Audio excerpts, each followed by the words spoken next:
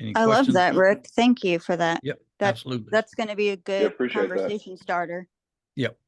So that's what I tend to try to do each, try to come up with emails for conversation. That's all it is, but yet show your value as talking about the market and about trends and about finances. Let's get started. Let's start with celebrating anybody who had a win this last week.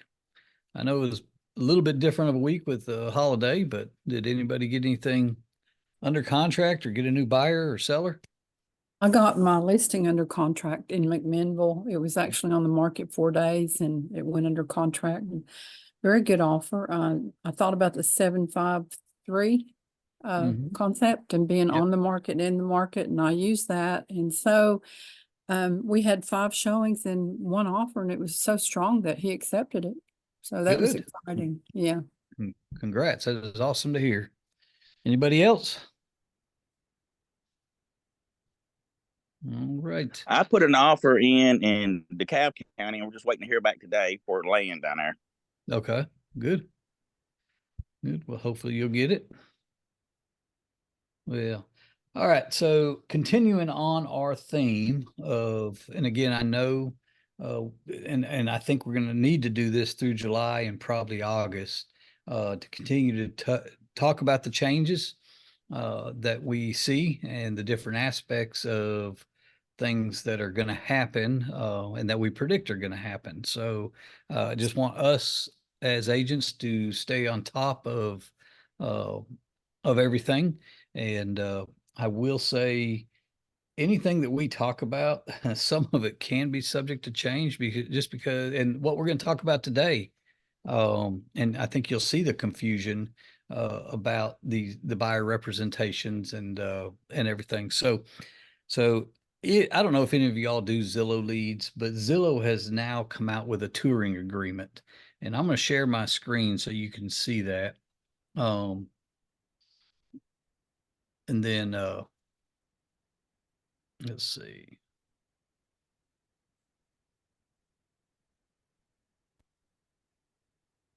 All right. So here's Zillow's touring agreement. Can everybody see it? Oops, Yes, made it too big. it. All right. So what Zillow has done is they have created a touring agreement for these buyer leads and for buyers that we used to teach show 1 or 2 houses before entering, before you get them under contract, just to get to know them and create a relationship. This is kind of a very watered down, very, very watered down version of a buyer's rep, and it's really not even a buyer's rep. And I think as we read through this, you'll see what I'm talking about. And the reason I bring this up, even if you're not doing Zillow, you're gonna be aware of these things more and more in the market. In fact, I was sent Benchmark has got a touring agreement, which is a copy and paste of this agreement. I've got questions about it. I've got concerns about it. And so we'll talk about that as it relates to the NAR settlement and what we're supposed to do. So in this agreement, basically, it's the purpose of this agreement is nothing more than to tour the property of one home or 2 homes or whatever it is, and it's designed more. You see the duration, because any agreement, any contract has to have a begin date and an end date. And part of the NAR settlement says that every buyer's rep, any agreement you have, cannot be open-ended. Okay. So it does have a duration. With Zillow, it expires in 7 days. But some of the things that bother me on here is, and it's very short form, as you can see, it's got the what we're supposed to do with the equal opportunity. But it's paragraph 4 that concerns me a little bit, and I'm not sure. We will probably have to get our own direction from an attorney on this, and or see how this plays out in the marketplace. It's like anything new.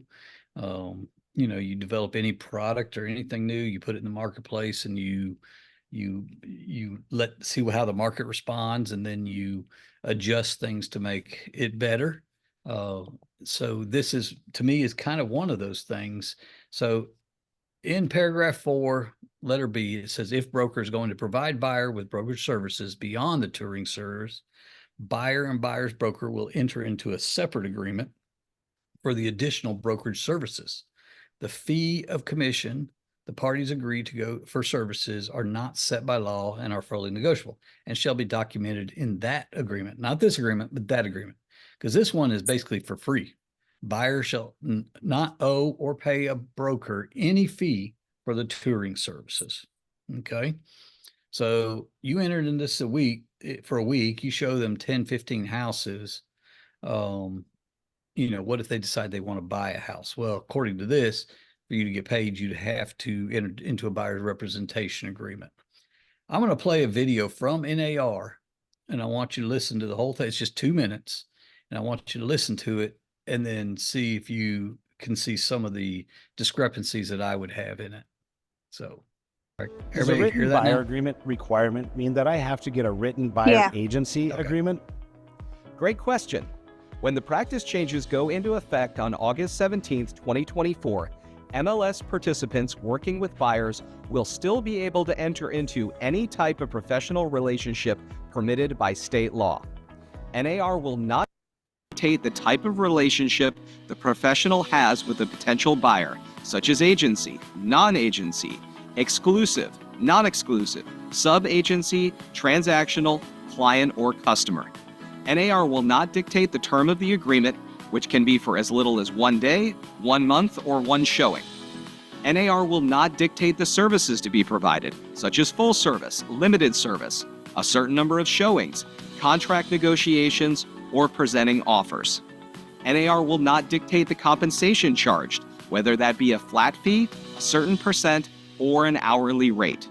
To comply with the practice change required by the settlement, the written agreement must be entered into prior to the buyer touring a home and must include 3 elements.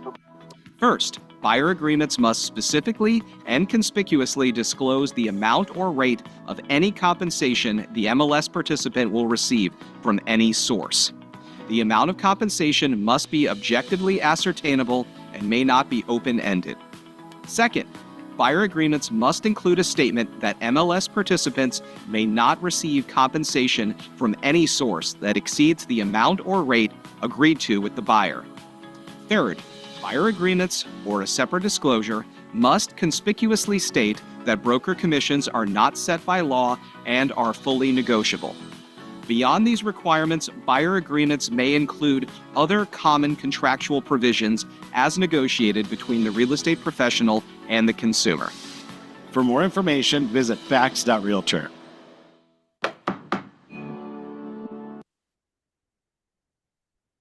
All right. But when we look at that, let's go back to the agreement. What did I do? There we go. We go back to this agreement. Okay. There was 3 elements that he talked about that had to be part of it. One of the elements is not in this touring agreement, and that is what you're getting paid. Actually, it is in this touring agreement. It says you're getting paid 0. All right. My question and my concern about these touring agreements and is that in that 7 days, you show a house, they want to put a offer in. Now you're going back to them and telling them how you get paid. And I believe the purpose and the idea of this whole settlement was to present that on the front end. So I don't know how these touring agreements are going to play in. We've talked about it because, I mean, obviously there's going to be buyers that you're just meeting and are not comfortable with signing a big a buyer's rep agreement. Again, I think the buyer's rep agreement is sufficient for touring properties. You can put 7 days in that.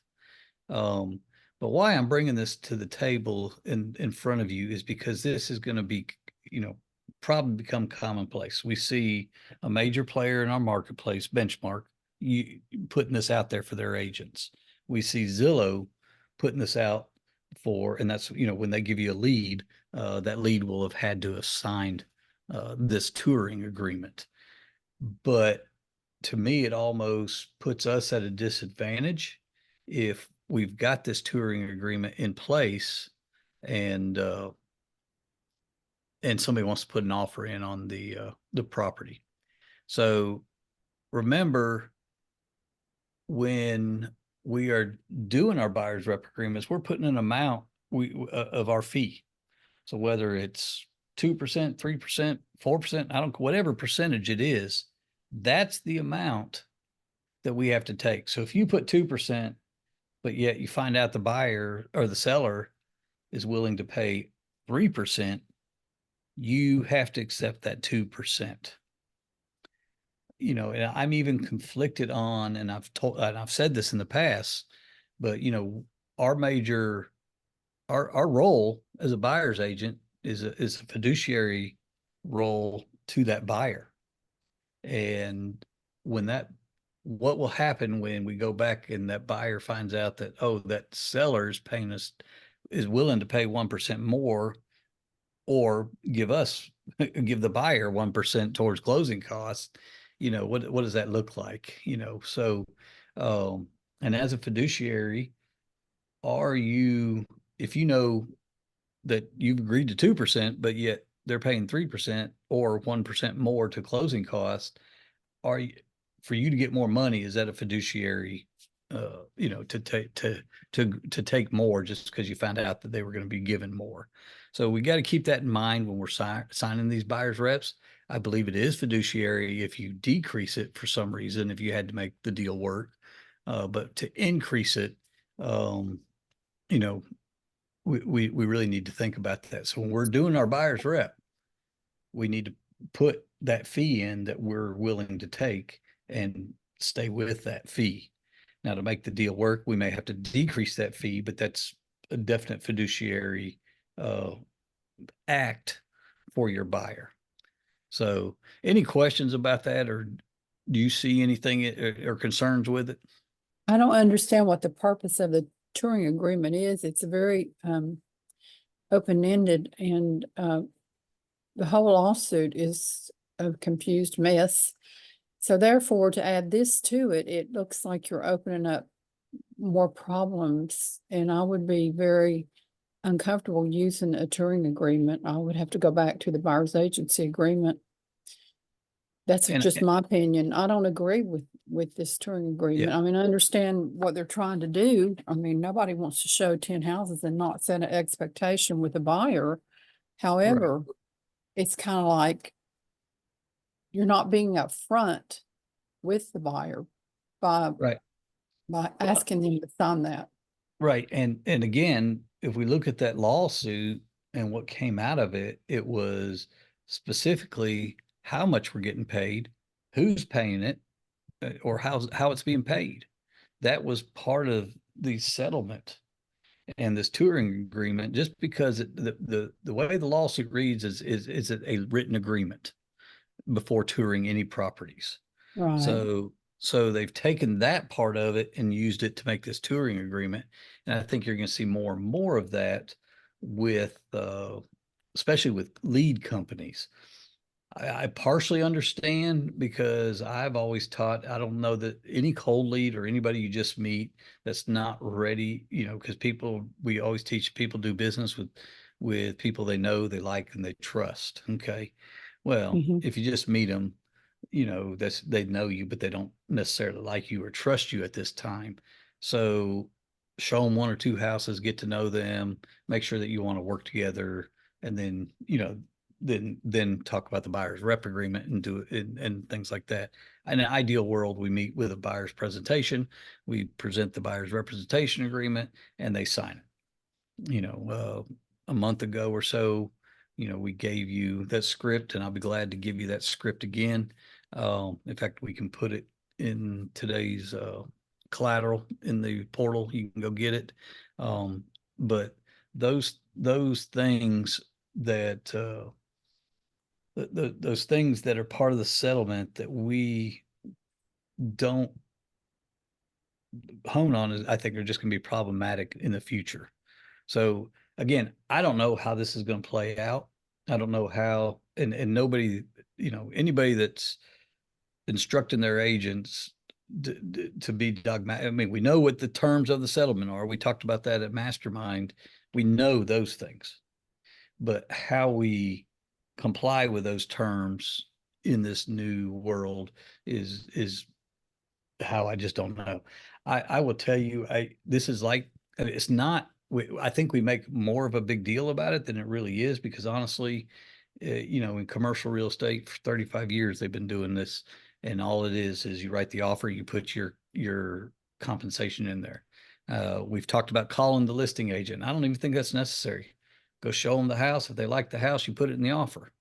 Because at the end of the day, if your buyer can't pay your fee and you don't get it negotiated in the contract, it's no different than if your buyer can't pay closing costs and you don't get the closing costs negotiated in the contract. The buyer can't buy the house. They don't have the money to pay you. So when we're meeting with these buyers, that's the conversation we have. And like I say, I do have a script that we'll add to it today. In fact, let me just pull that up and share screen again.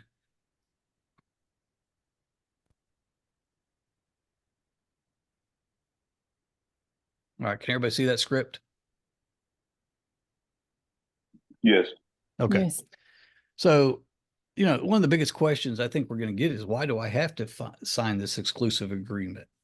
And we need to talk to them about our commitment, about our professionalism, and what we are going to do for them. And like any other profession, mechanics, attorneys, you're signing paperwork before you go to your doctor. You're signing paperwork that you agree to pay, and if whatever your insurance doesn't cover, you're going to pay out of pocket. Most professions have something like this. So just explain that to them. What if I want to work with other realtors? Well, I mean, it's like being married. You can't work with two partners very effectively. And so a buyer's agreement is now required by all brokers in our area. So the question, and the reason I bring the touring agreement up is just that, because if you're sitting there talking to them and telling them that it's required by all brokers, well, this agent over here only says I have to sign this touring agreement. I don't have to sign this where I'm having to pay you money. We need to understand what that touring agreement is and why it's problematic. Because, you can put in your buyer's rep agreement, if you don't want to get paid anything, you can put 0%. If you want your buyer's rep agreement to be for a week, put it for a week. So I think our buyer's rep agreement does everything the touring agreement does, but I think it definitely puts down how much we're going to get paid and meets more the standard of the NAR lawsuit than the touring agreement. But most agents are going to use, I assume most agents are going to use the buyer representation agreement and not do the tour agreements.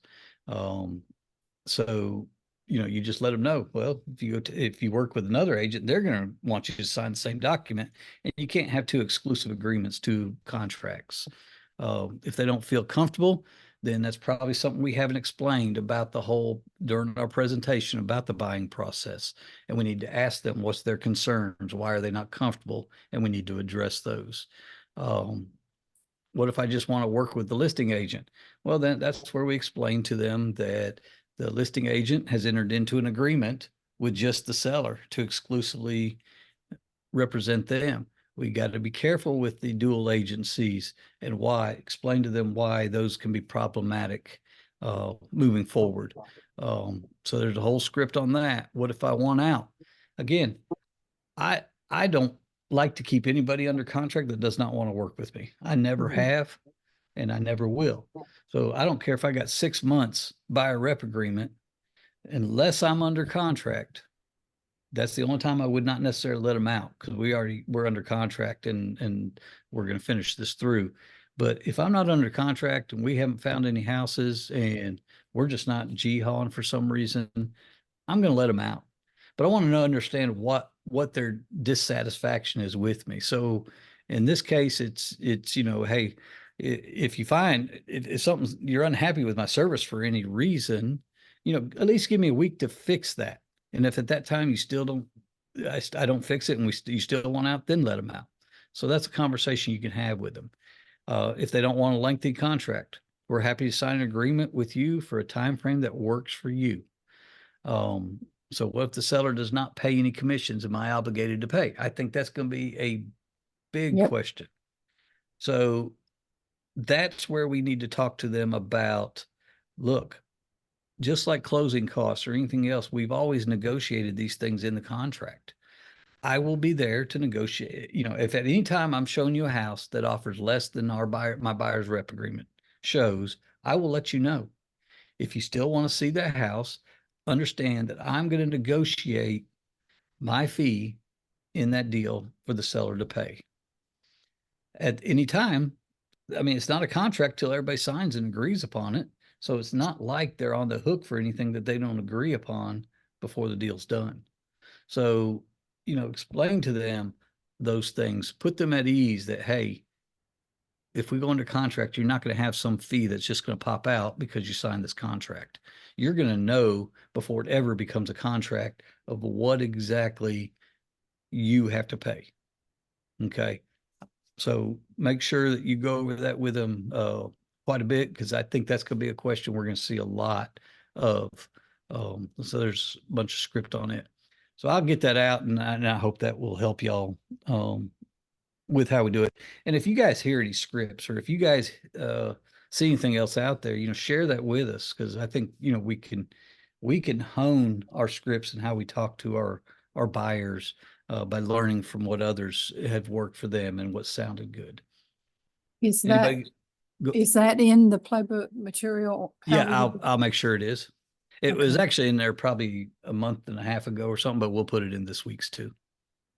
So I don't understand why NAR did not address all this to us as realtors. They did. How, They did. You just have to go to their portal well, and find I've it. watched a lot of it and I haven't seen all of it, of course, but this is interesting. And Gabe, at the end of the day, I know it sounds confusing, but at the end of the day, it's nothing more than putting in a contract and asking for your buyers for your fee in the offer. Okay, the offer now is in the MLS. You see what it is. You see that it's 2%, 3%, whatever it is. You see that now. And you look at it and you say, okay, well, and you're basically agreeing to that 2.5%, 3%, whatever they're offering. Okay, and then you do a compensation agreement. Now you're putting that offer in 400. We're giving you $400,000 and seller to pay 3% for buyer agency fee and 5,000 closing cost. That's what your offer is going to say now. Okay, so it just becomes negotiations. So. And like we talked about last week with the concession fee, remember, concessions doesn't equal commissions. However, those concessions can go towards paying the buyer agent fees. So if they're offering 20,000 in concessions and your fee is 15,000, but your buyer needs 7,000 in closing, then you put that in the offer. You put 20, whatever, 15,000 to go to buyers broker fees and 7,000. So it's a 2,000. I mean, it's a negotiation. Anybody else got any thoughts? Okay. So I got an email for you guys to send to your clients. It's an email about commissions. And I hope it'll be in your portal. I mean, not commissions, about interest rates. I hope you'll send it to all your buyers, everybody in your database. Hopefully it'll create conversation. It's something I guess you could text. Let me share my screen again and I'll show it to you. And it'll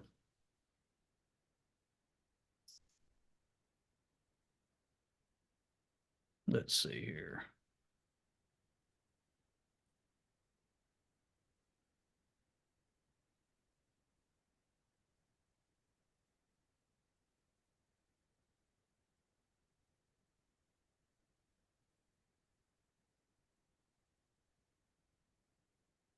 All right, so it says waiting for mortgage rates to go back to historical lows. It kind of explains, where we were in 2019 and that we probably will never see 3%. And then basically comes down to here, would it help if I broke down the monthly payment at today's rates? If so, reply yes. You can schedule, if you got Calendly, put it in there or put your phone number in there. But wanted you to have something to send out. I think I'm gonna be doing emails more on financials and about some of the statistics out there and seeing if we can create some conversation. So basically the play of your week is send this email, feel free to go in there and change it any way you want. But the idea is here to create a conversation and hopefully have somebody call and say, yeah, let's figure out what my payment would be. So that'll be in the portal. Any I love questions? that, Rick. Thank you for that. Yep, That- absolutely. That's going to be a good appreciate that. conversation starter. Yep. So that's what I tend to try to do try to come up with emails for conversation. That's all it is, but yet show your value as talking about the market and about trends and about finances. So we will put that stuff out for you. Good. All right. Well, hopefully we'll hear some wins next week, and y'all get that email out and let me know if you have any conversation, get any conversations, whether they go anywhere. I'd just like to know if those conversations are working and if you're able to create something out of them. So, Okay. All right. As Thanks. always, I'm available. Give me a call. Cran's available. Here to help you in any way we can. Thank you. Have a good All week, right, guys. everybody. Have a good week. Appreciate it. Yep. Bye-bye. Bye. Bye. Have a good